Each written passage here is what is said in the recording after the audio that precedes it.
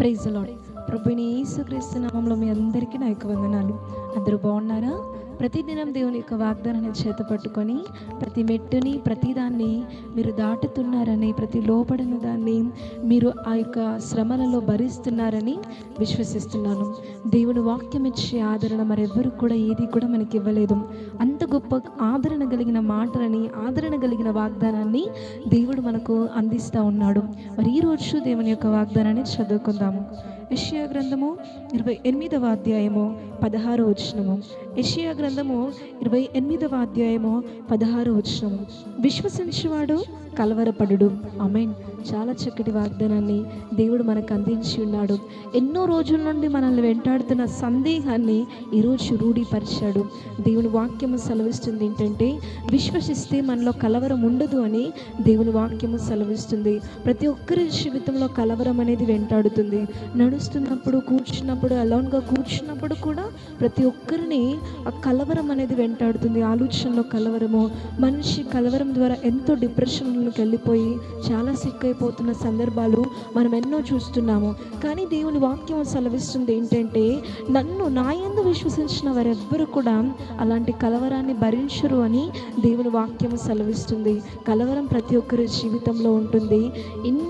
ఎన్ని శ్రమలు వచ్చినా, ఎన్ని బాధలు వచ్చినా కానీ మన కలవరాన్ని తీసేసేది కేవలము మనం దేవుని అందించే విశ్వాసం మాత్రమే, దానికి మాత్రమే సాధ్యమవుతుంది తప్ప మరి దేన్ని మనం ఆశ్రయించినా, మరి దేని వైపు మనం చూసినా కానీ మనం కలవరాన్ని తొలగించుకోలేము. దేవుని అందు విశ్వసిద్దాము. ఒక్కసారి మన పాస్ట్ని, గడిచిన దినాలని మనం ఒక్కసారి రిమైండ్ చేసుకుంటే, జ్ఞాపకం చేసుకుంటే, దేవుడు అన్ని విషయాల నుండి, అన్ని ప్రమాదాల నుండి బెత్తెట్లో కూడా మనల్ని తప్పించి కాపాడిన దేవుడు. అలాంటి దేవుడు ముందున్న దినాలలో కూడా మనల్ని కాపాడుతాడు. అలా ఒక్కసారి దేవుని జీవితంలో చేసిన మేలుని జ్ఞాపకం చేసుకొని, నీ గతంలో దేవుడు నిన్ను ఎలా చేపట్టుకున్నాడో, నీకున్న శ్రమల్లో నుండి ఎలా విడిపించాడో ఒకసారి జ్ఞాపకం చేసుకో. ఆ జ్ఞాపకాలన్నిట్లో నీకు రుజువవుతుంది ఏంటంటే, దేవుని ఏర్పాట్లో నువ్వు ఉన్నావు. ఏర్పాట్లో ఉన్నావు కాబట్టి ప్రతి ప్రమాదం నుండి దేవుని నిన్ను తప్పించాడు. ఆ ఒక్క విశ్వాసం, నేను దేవుని పిలుపులో ఉన్నాను, దేవుని ఏర్పాట్లో ఉన్నాను, దేవుని బిడ్డగా నేనున్నానన్న ఒక్క విశ్వాసము ఎలాంటి యొక్క శ్రమలైనను, ఎలాంటి యొక్క బాధనైనా భరించే శక్తిని మనకిస్తుంది. కనుక ప్రతి కలవరానికి నీలోనివి ఎంత మాత్రము కృంగిపోకు. యేసయ్య నాతో ఉన్నాడు.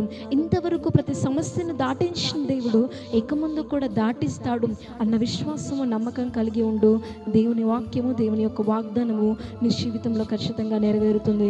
కనుక ఎంతమంది జీవితాల్లో అయితే కలవరం ఈ రోజు నుండి వెంటాడుతుందో వారందరి జీవితంలో దేవుడు విశ్వాసం అనుగ్రహించి వారి కలవరానికి బదులుగా నెమ్మదిని, సంతోషాన్ని, ఆనందాన్ని దేవుడు అనుగ్రహించును గాక. ఆమేన్. ప్రార్థన చేసుకుందాం. పరలోకమందున్న మా తండ్రి, నీకు మహిమ కలుగును గాక. నిజంగా ఈరోజు చాలా చక్కటి వాగ్దానాన్ని మాకు అందించినందుకు నీకు వందనాలు ప్రభువా.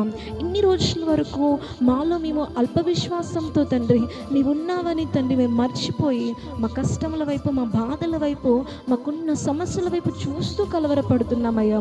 కానీ ఈరోజు నా యందు విశ్వాసం ఉంచు, నీకున్న కలవరాన్ని నేను తీసేస్తానని వాగ్దానం చేసిన దేవుడు.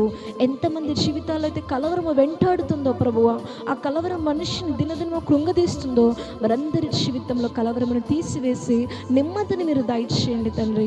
మహిమ, ఘనత, ప్రభావం నుంచి ఎంచుకుంటున్నాను. నమ్మిన ప్రతి జీవితంలోనూ ఇట్టి బలమైన వాగ్దానాన్ని మీరు నెరవేర్చమని ప్రభు యేసుక్రీస్తు నామములో అడిగి బతిలాడి వేడుకుంటున్నాము తండ్రి. ఆమేన్.